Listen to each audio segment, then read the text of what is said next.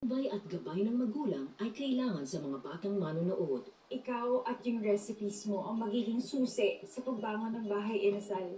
Ito na ang magiging simula ng pagbago ng buhay mo. Manda sa akin yung Venice at Vivian na yan. At sa mga Palma, papatunayan ko sa kanila na kaya kong abutin yung mga pangarap ko kahit pinagtabuyan nila ako. Trending po sila ngayon online. May announcement daw. Let's all welcome Roberta! Tata! Magbago!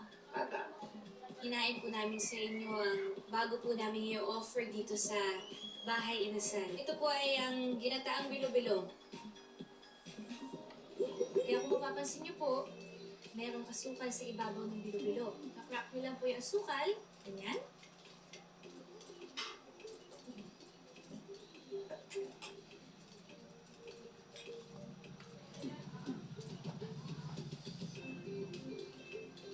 Tamis ini.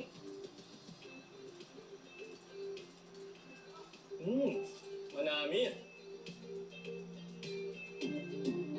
Bilang chef, siyempre gusto ko po na masarapan kayo sa niluto ko. Siya ang bagong chef niya. Laki na ng pinagbago ni Tata. Pati pagsasalita, iba na.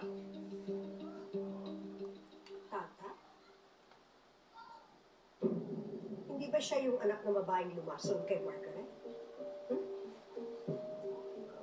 Lolo Sweet, nakulong na po ang nanay niya. It's been handled with and it's all in the past, Lolo Sweet. At siya ang dahilan kung bakit bumabagsak ang restaurant natin?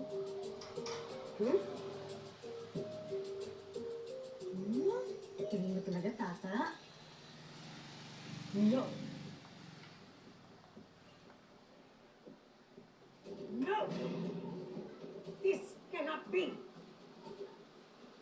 Kailangan ibulos kayo lahat, ha? Ha? Did you hear me?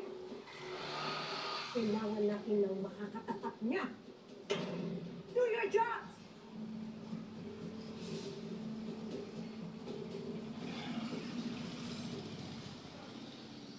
Cheers! Mga Tata, ang galing-galing mo talaga. Napabilib mo na naman silang lahat. Napaka-successful ng launch ng bagong dessert natin, yung nilugaw. Kaya tumaas yung sales natin. Maraming salamat din, Ivana, sa lahat ng tulong mo sa akin. Nako, pero may isa pa tayong dapat pagandaan, Tata, ah. The mayor of our city has invited us to an event. And it is to celebrate Filipinos' achievement as World Heritage Organization City of Gastronomy 2025. So lahat ng restaurant owners ng Iloilo invited doon. Ibig sabihin, si Francis at yung mga Palma nandun din.